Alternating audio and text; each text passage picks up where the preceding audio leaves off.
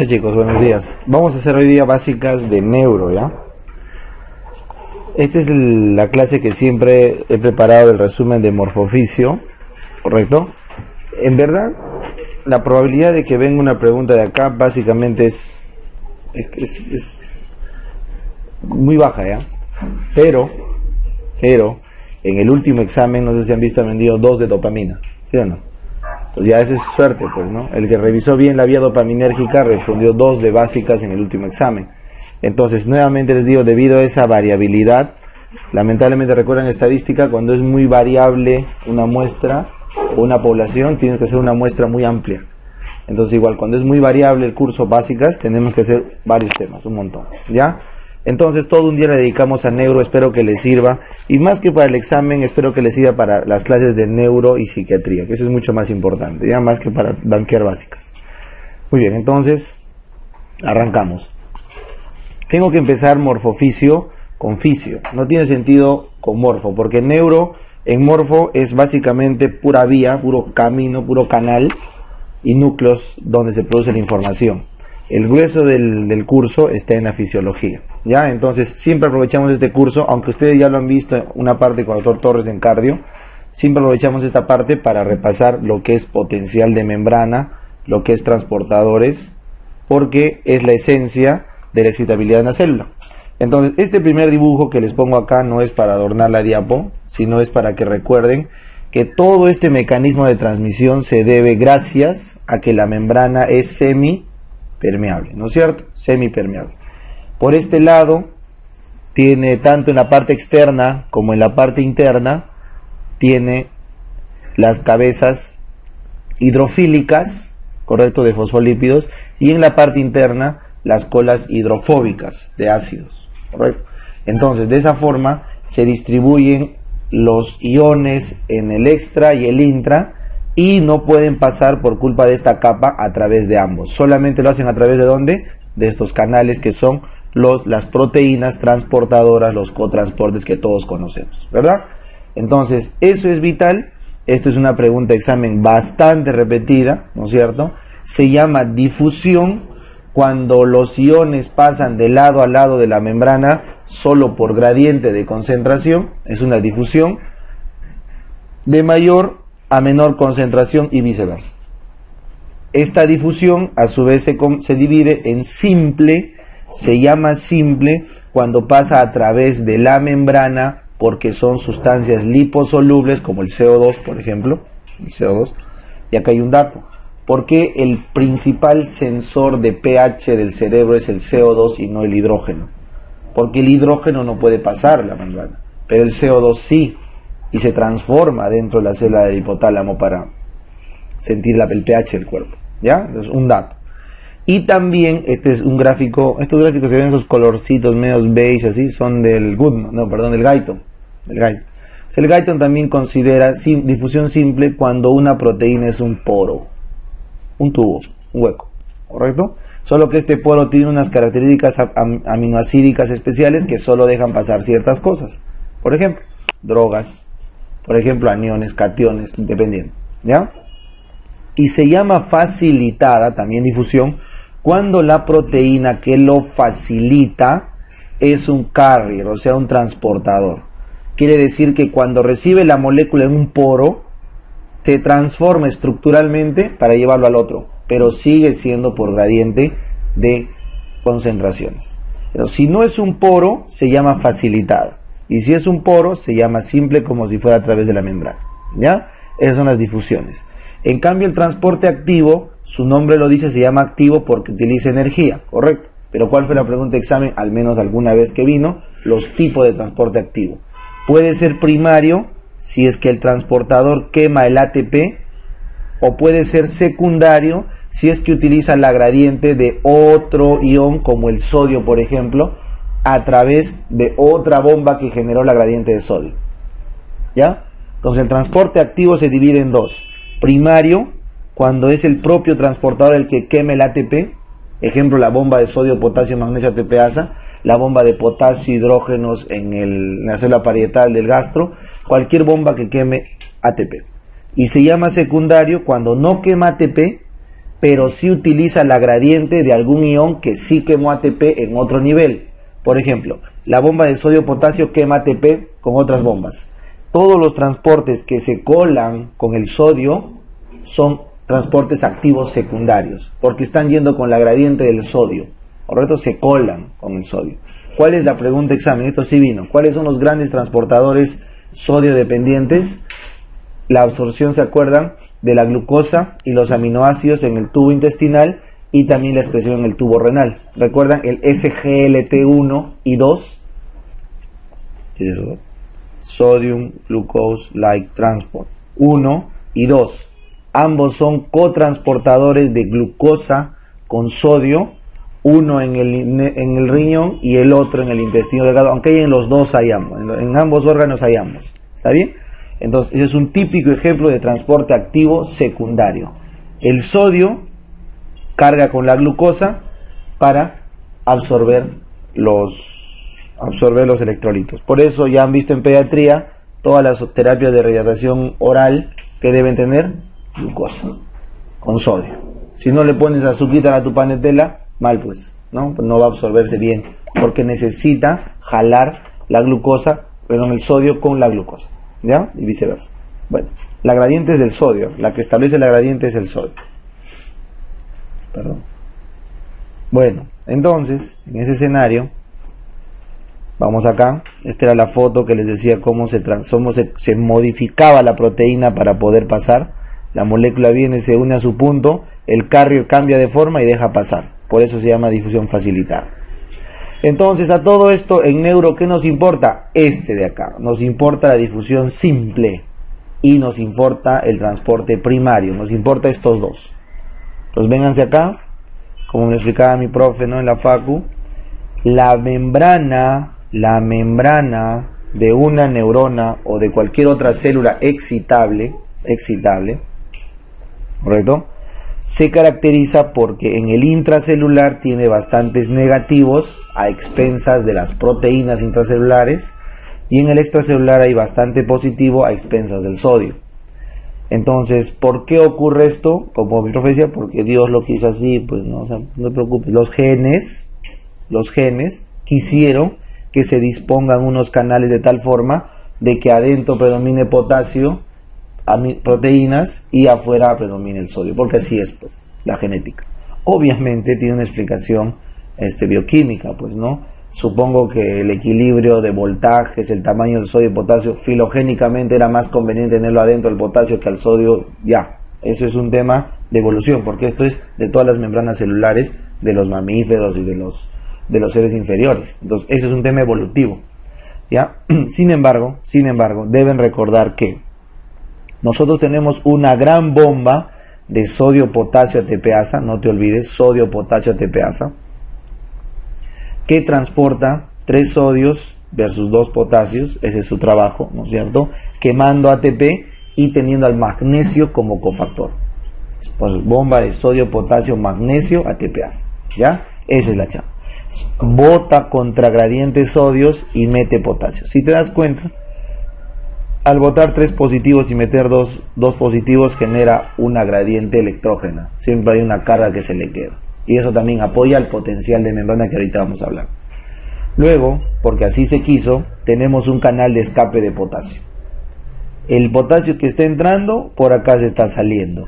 Y está en ese plano. Estoy metiendo por un lado y están botando por el otro.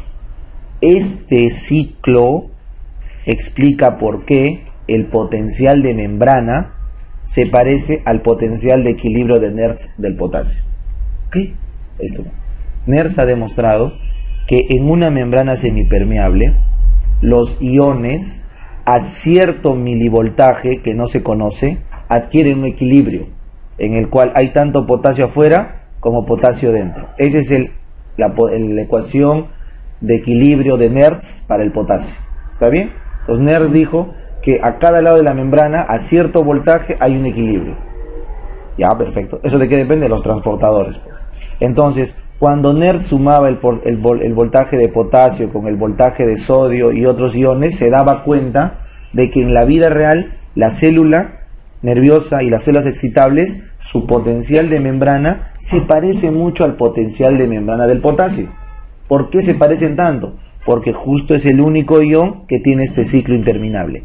Entra por acá, sale por acá, entra por acá, sale por acá. Entonces prácticamente es un ion sobre el cual la célula tiene que adaptarse, porque los genes le crearon una bomba de entrada y una fuga, ¿no? Y la célula tiene que adaptarse a ese potencial. ¿Se dan cuenta? Esa es la lógica. En cambio, ¿quién es el que no está bien visto, no? ¿Quién es el ion que sí no puede entrar y pasar así nomás? Al que le piden visa, al que Trump lo va a deportar ahora que está, Dios mío, el presidente. El sodio. No es bien visto el sodio. El sodio, una vez que sale, ya no puede entrar, ¿no? Algo así como la frontera de México, ¿no? Tú sales, ya si entras es cana, ¿no? ¿Saben eso, no es cierto? Te deportan una vez, la siguiente ya es prisión. ¿Está bien? Entonces, sale el sodio y ya no puede entrar. Ya no le dejan entrar. Entonces, al no poder entrar, el sodio concentra demasiado en el extra, por lo tanto, cualquier paso del sodio va a generar corriente. ¿Correcto? El potasio no genera corriente, porque es prácticamente un flujo abierto. Pero el sodio, como está tan concentrado afuera, apenas se abra su canal regulado por voltaje, su nombre lo dice, porque solo se abre con corriente, va a hacer que pase el sodio y genere más corriente todavía. ¿Está bien? Eso debe quedar claro. Doctor, y este canal de escape de sodio es mínimo, no existe mucho en la célula humana, no. Solo algunas lo tienen, como por ejemplo, ¿cuál? Los fotorreceptores. Ya cuando veamos en ojo, los receptores constantemente están metiendo sodio, constantemente están despolarizando. Y cuando viene la luz, se cierran y se hiperpolarizan. Y la señal lumínica es una señal de hiperpolarización. Eso vamos a ver en su caso particular. Pero normalmente no existe un ciclo para el sodio. Solo hay ciclo para el potasio. Lo que tiene el sodio es el canal regulado por voltaje. Y obviamente el potasio también tiene su canal regulado por voltaje, ¿no? Que ya lo van a ver, o si no lo han visto, es clave en endocrino porque ayuda en el páncreas a liberar la insulina. ¿Ya? Bueno, entonces con este pequeño resumen, espero que haya quedado claro el por qué el potencial de membrana oscila alrededor de menos 90 milivoltios. Porque la ecuación de equilibrio de Nernst para el potasio es alrededor de 90 milivoltios. ¿Está bien? Eso que quede claro. Muy bien, entonces acá está lo que estábamos hablando. Los potenciales de difusiones, miren, del potasio menos 94 y del sodio más 61. ¿Y cuánto es el potencial de membrana? Menos 94. O sea, el sodio es recontra mal visto. Porque mientras yo vivo en un ambiente negativo casi en 100, él necesita un ambiente de más de 60. Por lo tanto, el sodio no está permitido en mi membrana. ¿Correcto? Esa es la lógica. La no permisividad del sodio en la membrana explica la diferencia de voltajes entre la membrana en reposo y la que necesita el sodio para difundir libremente. Esa es la lógica. ¿Ya? Ese es el concepto que quiero que lo tengan. Pero eso que permitía que una vez que entre el sodio se genere ¿qué? Corriente. Por eso la célula inteligentemente dijo, ¿no es cierto? Si este sodio tiene tantas ganas de entrar, ¿no es cierto? Tantas ganas de entrar, entonces lo voy a hacer entrar reguladamente, ¿no es cierto? Lo voy a hacer entrar cuando me conviene. Entonces cuando me conviene abro mis fronteras, qué bonito, entran todos, aumentan la P, aumentan la economía, y cuando no me conviene la cierro, bueno, ¿cierto? Es lo que está pasando, ¿ya? Lo que está pasando. Entonces, cuando le conviene a las células, en el nódulo de Rambier, de donde no hay mielina, se aperturan los canales de sodio voltaje dependientes y ¡boom! Entra el sodio y genera corriente. Y luego el siguiente nódulo de Rambier también se va a activar y así la corriente va a avanzar a lo largo de los nódulos de Rambier. Entonces este gráfico es para que recuerden la vaina de mielina que envuelve al axón, las células de Schwann o los oligodendrocitos, dependiendo de dónde estemos, te dejan espacios huecos que se llaman nódulos de Rambier, que son los lugares donde el sodio pasa a través del canal de sodio voltaje y genera corriente saltatoria. ¿Y por qué saltatoria? ¿Por qué no lo hace uno solo? Porque la corriente se perdería. ¿Alguna vez alguno de ustedes ha conectado cable clandestinamente o nunca? ¿no? Nunca conoció la vida del cable de fibra, nunca han hecho su splitter para jalar a su cuarto, nunca. Ya, entonces estoy muy viejo o muy bien otro lado. Bueno, cuando tú querías jalar antes el cable que no tenía el decodificador, te comprabas tu splitter, cortabas tu cable, cortabas su plástico, su fibra y tenía una espuma y te quedaba el cobre, ¿sí o no? Lo ponías en el splitter hasta que calce y sacabas dos. Entonces, igualito es un axón. El cobre viene a ser el axón y todo lo que forra viene a ser la mielina. ¿Qué pasa cuando no ponías bien tu splitter? Por ejemplo, no sirve porque no lo han hecho, ¿no? Pero cuando no ponías bien el terminal, no se veía bien la señal de cable, porque el cobre pierde los electrones si no tienes envoltura bien puesta. Es igual, si tú no forras con mielina un axón, se pierde la información, se pierde la corriente. Entonces, ¿cómo va a llegar una señal de mi área 4 de Brodmann acá, para mover mi dedo acá, ¿sabes? Por lo menos 1 metro, sin que se pierda información en milisegundos? Simplemente por los dobles Rambier, la única explicación, porque así puedes saltar la información y la chance de que se pierda ese potencial es mínima. Por eso cuando se desmieliniza una neurona, por ejemplo en Guillain-Barré, ¿qué pasa? No tengo fuerza, no porque no funcione mi nervio, claro que funciona, pero la energía se pierde, como el cable no llega la señal. Esa es la lógica de por qué se tiene que mielinizar. En cambio las fibras C del simpático no tienen mielina y la información viaja lentamente. Por eso un dolor es sordo, no sabes de dónde viene, te duele acá, pero en realidad es un cálculo por atrás, porque no tiene esa especificidad de señal. ¿Está bien? Entonces, en estos cursos de básicas es donde tiene sentido gran parte de todo lo que estudiamos en clínicas. Por eso esa es la lógica de esta parte, ¿ya? Ojo, estoy hablando de mielina, no estoy hablando del axón. Guillain-Barré es una desmielinización. Cuando tengas neuropatías axonales, ese es otro cantar. Si lo que se malogra es el axón, ahí sí hay componente crítico, ¿ya? Por eso en Guillain-Barré se afecta a las fibras autonómicas. No hay autonomía, no hay daño simpático o parasimpático en el Guillain-Barré. Pero en las polineuropatías sí puede haber, cuando son axonales, componente autonómico. ¿Ya? Ese es un dato. Muy bien. Entonces vienen acá. Esto era para explicarles el potencial de membrana, que era menos 90, les dije. Era igual a ¿qué? A la diferencia de potencial de cada uno de los iones. ¿A qué se debe? O sea, ¿eso se debe a qué? ¿Cuál es la causa? A que habían canales para sodio o potasio, algunos libres, otros no, que les expliqué en la lápida pasada. La ecuación de Nernst habla para cada electrolito, sodio, potasio, calcio, y al final se demuestra que el potasio es el que dirige el potencial de membrana. La ecuación de Goldman simplemente es para sumar todos y tener un balance general. Está ahí en el Guyton, solamente para que lo tengan presente, la ecuación de Nernst, ¿ya? Entonces eso nos lleva al siguiente concepto, que es el potencial de reposo. Se llama reposo porque la célula no está excitada. Es el potencial de difusión de potasio, potencial de Nernst de menos 94, el menos se queda acá, menos 94. Entonces el potencial de difusión del sodio es más 64, en el balance final la neurona es menos 90, ¿ya? Porque la permeabilidad de la membrana al potasio es 100 veces más que el sodio. Entonces les explico nuevamente que el potencial de reposo se explica por el potencial de difusión de potasio. Y aparte dijimos que la bombita era electrógena, ¿no? Botaba 3 positivos, metía 2, entonces negativizaba aún más la célula. La célula va a tender a ser negativa, así de sencillo. Esta lámina es para comprender esto. Muy bien, seguimos avanzando. Ahora venimos, esto sí es pregunta. Esto sí va a ser pregunta, lo otro de la previa, esto sí es fijo pregunta, en alguna parte tiene que venir del examen. El potencial nervioso difiere del muscular en la fase 2, ¿ya? Todos los potenciales tienen las siguientes fases: 0, 1, 2, 3 y 4. Son 4 fases de despolarización. Con Jaime han visto la muscular, de hecho, ¿no es cierto? En la fase 0 entra el sodio voltaje dependiente.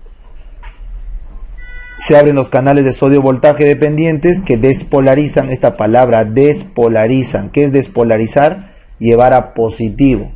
Despolarizan la célula hasta un tope. Más o menos es en más 20, donde se cierran. porque acá está el ejemplo, la puerta se activa, entra el sodio y más o menos, bueno, acá les ha puesto más 25, cierra, en varios libros van a ver más 20, se cierra el canal y ya no puede pasar sodio, ¿correcto? Esto es clave. ¿Cuáles son los fármacos que actúan a este nivel? ¿Se acuerdan? Todos los antiarrítmicos clase 1, propafenona, flecainida, lidocaína, quinidina, ¿no? 1A, 1B, 1C, todos los antiarrítmicos clase 1, y acá también actúa la carbamazepina, la motrigina, valproato, los inhibidores del canal de sodio voltaje.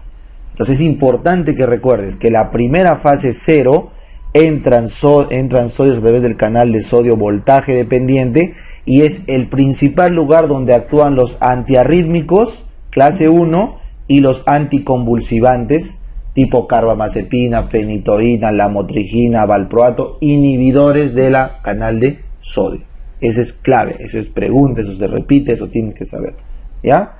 Entonces los antiarrítmicos que actúan en fase 0, 1A, quinidina, 1B, lidocaína, 1C, propafenona y flecainida, ya está.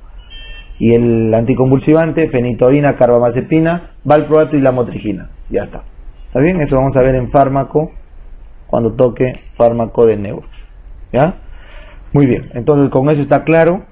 Luego, cuando estás alrededor de este potencial, más 30, en este caso más 20 mi dibujo, se empiezan a abrir los canales de fuga de potasio, porque si has llenado la célula de positivos, eso no puede existir, pues la célula se carga positivamente por dentro, explotando de positivos, tiene que empezar a fugar, y se abren los canales de fuga de potasio rápidos. Estos son los rápidos. ¿Por qué rápidos? Porque se activan al toque, apenas se carga y se activa. Y luego vienen los lentos, estos de acá, los lentos. ¿Por qué lentos? Este es slow, y también hay rápidos, pero más hay lentos, porque es la fase 3, la de salida. Y acá termina de salir todos los potasios, la célula se ha hiperpolarizado, se llama hiperpolarizar cuando lo haces más, negativa, porque estás botando positivos, y al final queda en la fase 4, la función de la bomba de recuperar los sodios para el extra y de meter los potasios al intra. La fase 4, ¿qué hace? Arregla todo el desorden que se generó acá, porque entró sodio, salió potasio. Alguien tiene que arreglar este desorden, ¿no es cierto? ¿Quién es? La fase 4. Y la fase 2, ¿por qué no he hablado? Porque es de cardio, pues no es de acá, ¿ya? Pero ya vieron que entre la fase 1 y 3, cuando la célula puede expresar los canales de sodio-calcio cotransporte, cuando existen estos canales que solo en las células musculares, a ese potencial entra sodio con calcio. Al entrar sodio con calcio, el potencial no va a caer tan rápido, porque estoy metiendo positivos. Entonces va a mantenerse por un tiempo esta fase 2, que es básicamente dependiente de calcio tipo L, calcio lentos, ¿ya? La pregunta es, esta fase 2, ¿a qué parte del electrocardiograma se nivela? Al ST. No te olvides, la fase 0 es con el QRS, la fase 2 con el ST. Por eso, ¿por qué me permite ver el ST en un electrocardiograma? Isquemia, ¿no es cierto? Lesión de músculo, porque cuando el músculo se isquemiza no puede contraerse. Entonces la ST se altera. ¿Está bien? En cambio la onda T, ¿con quién iba? Con la repolarización, ¿no es cierto? Con esta última fase de repolarización donde está hiperpolarizándose. ¿Ya? Esta de acá. Entonces es la fase 3 para la onda T. Entonces este gráfico te vienes a neuro, porque estamos en neuro. La única diferencia que has visto con la clase de Jaime es que no hay fase 2. La fase 2 está metida acá, es mínima, no existe. Simplemente se pone por orden académico, porque no hay canales de calcio. Simplemente tienes la fase 0, acá tienes la fase 1, 2 juntas, y la fase 3 de bajada, y la fase 4 de transporte de sodio-potasio para recuperar. Se despolariza, se hiperpolariza. Así de fácil, ¿correcto? Esta fase de la hiperpolarización antes de pasar del umbral se llama repolarización. Ya, eso sí ya vieron. O sea, la despolarización es hacerse positivo, la hiperpolarización es hacerse negativo, pero mientras yo todavía sigo positivo hasta no llegar a mi umbral, se llama repolarización. Recién cuando bajo de mi potencial de reposo, el nombre correcto es hiperpolarización, porque estás yendo más abajo de tu potencial de reposo, ¿correcto? Pero para cualquier fin de pregunta, hiperpolarizar es bajar de positivo a menos positivo o a más negativo, como quieras, ¿ya? Entonces, estas 4 fases en la neurona tienen este gráfico. ¿Qué me interesa que recuerdes? Los canales son los mismos, sodio-voltaje, potasio-voltaje, son los mismos. La bomba de sodio-potasio es la misma. Lo que cambia es esto. ¿Se han dado cuenta este lomo? En este lomito, acá no hay lomito, no hay. ¿Por qué no hay? Porque, ¿se acuerdan que vieron con Jaime? La estimulación de un músculo o de una neurona, de una célula muscular a otra en el corazón, por ejemplo, puede seguir una transmisión sincicial, ¿se acuerdan? A través de los canales electrógenos entre célula y célula. O sea, el haz de His-Purkinje desencadena una contracción, ¡pum!, pero no tiene fibra terminando en cada músculo, sino termina en un grupo de músculos y luego cada músculo pasa la información al siguiente, entre célula y célula. Es una transmisión electrógena, ¿ya? Algo así como la medusa. La medusa no tiene nervios, pasa por electrogenicidad, o sea, las cargas pasan de célula a célula. Entonces, igual acá. La célula anterior, cuando se despolariza, le manda todos los sodios a la célula que viene. Y como ves, es mínimo, no hay una fase previa entre el potencial de reposo y la activación del canal de sodio-voltaje. Es instantáneo. Es algo así como que la corriente, o sea, no sé, se me ocurre, viene un rayo y activa todos los postes de luz a la vez, sin que carguen ninguno, ¿correcto? En cambio, en la neurona no es así, porque entre neurona y neurona no hay conexión. ¿Qué cosa hay? Sinapsis. No hay conexión física, no están empalmados como los tubos de luz, como los postes, están separados. Imagínense como, no sé, pues, ¿han visto alguna vez los generadores de Tesla? Que están separados por un espacio, pero pasa corriente por electromagnetismo entre uno y uno, algo así. Entre neurona y neurona están separadas, neurona 1 con neurona 2. La información que pasa acá son los neurotransmisores.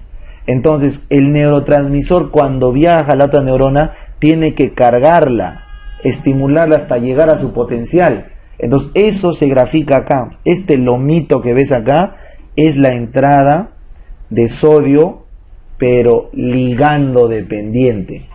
Ligando dependiente. En cambio, acá la fase 0, ¿qué sodio era? Voltaje dependiente. Eso es clave. Eso deben recordar. Eso diferencia a un músculo de un nervio.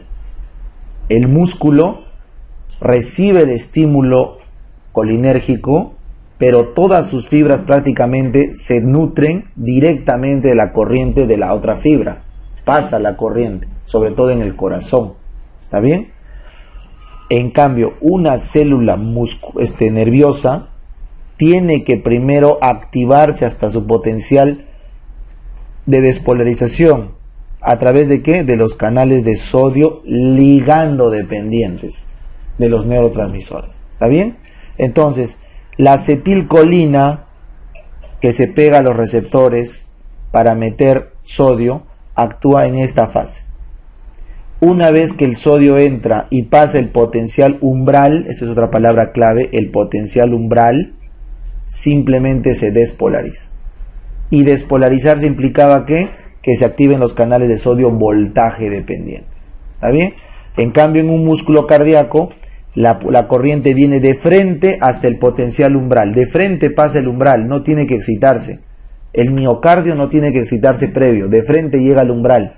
O la excitación, si tú quieres, es mínima, acá, microscópica, no se ve en el gráfico, porque la corriente viene directa. Ya, esas son dos cosas que necesito que recuerden. ¿Recuerdan en el gráfico de Jaime cómo era la curva de despolarización del nódulo sinusal? ¿Era así? ¿Recto? ¿Cómo era? ¿Lomito, sí o no? Así. ¿Sí o no? ¿Por qué es así? Porque igual está entrando sodio, calcio, a través de la despolarización del sistema parasimpático simpático. Entonces está entrando y despolariza. La diferencia de curvas entre el nódulo sinusal y esto que es el miocito, estas dos, ya lo explicó Jaime. Han visto cómo la curva de lo que se va haciendo lomo, va cayendo y haciéndose más directa. Es la explicación fisiológica. el uso de los canales de sodio ligando dependientes. ¿Ya? Eso que quede claro. Y con eso vamos a explicar la sinapsis. ¿Ya? Entonces, una vez diferenciado ambos tipos de células, vamos a hablar de la sinapsis.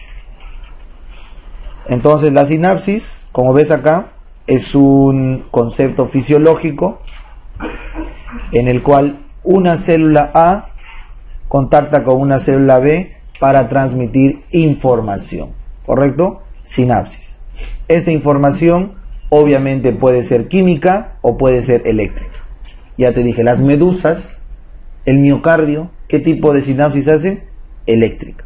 Pasa la corriente directo, como un cable de luz, poste con otro poste. En cambio, las neuronas tienen una sinapsis química. Igual las neuronas cuando terminan en un músculo es químico, o sea, entre célula y célula hay un espacio donde ocurre un químico. ¿Cómo se llama ese químico? Se llama neurotransmisor. El químico se llama, vamos a poner acá, neurotransmisor o neuropéptido, cualquiera de los dos, neurotransmisor o neuropéptido. Recuerden esto, la sinapsis eléctrica puede ser bidireccional, porque si la corriente pasa de célula A a B por un tubo, también puede regresar por el mismo tubo. Pero la sinapsis química siempre es unidireccional, siempre, porque el receptor solo está en un lado. El neurotransmisor sale de la A, el receptor está en la B. En cambio, en la eléctrica es un tubo, es un canal, entonces la corriente puede ir de A a B o puede regresar de B a C, dependiendo por dónde se inicie. Pero la sinapsis del sistema nervioso es unidireccional. Esa es pregunta exacta. Toda la información viaja por un solo sentido. Por eso nuestro sistema se parece a una computadora. La computadora, los que saben alguito o han leído alguito, usa los transistores, que simplemente pasan información unidireccional. Ya es la placa madre la que se encarga de distribuir la información, pero la información es unidireccional. ¿Está bien? Entonces, con eso, vamos a ver que la anatomía de la sinapsis implica un soma arriba, un solo axón, uno solo, ¿ya? Y que se une a las dendritas, ¿ya? Esto se llama terminal presináptica, esto de acá, y lo que ves acá son los receptores de la terminal postsináptica, ¿ya? De las dendritas. Este es el axón. Estas son las dendritas que van a recibir en la otra neurona. Esta es la hendidura. Y estas son las vesículas donde están los neurotransmisores. Y no te olvides que a través de los microtúbulos viajan los neuropéptidos. No te olvides, ¿ah? Los neurotransmisores viajan por acá. Perdón, se producen en las vesículas. Y los neuropéptidos viajan desde el soma por los microtúbulos. ¿Ya? Por los microtúbulos. Muy bien. ¿Qué más les puede servir acá? Esto. Esto es importante, ¿ya? A ver. Bueno, no por gusto están las mitocondrias. Esto sí sirvió una vez. Esta es una zona de alta energía, por eso requiere bastante ATP, la terminal nerviosa. ¿Ya? Entonces empezamos acá. ¿Cuáles son los neurotransmisores? Los neurotransmisores son sustancias pequeñas que actúan rápido, milisegundos, eso deben recordar. En cambio, los neuropéptidos son sustancias largas, proteicas largas, que se producen en el soma y que actúan por largo tiempo.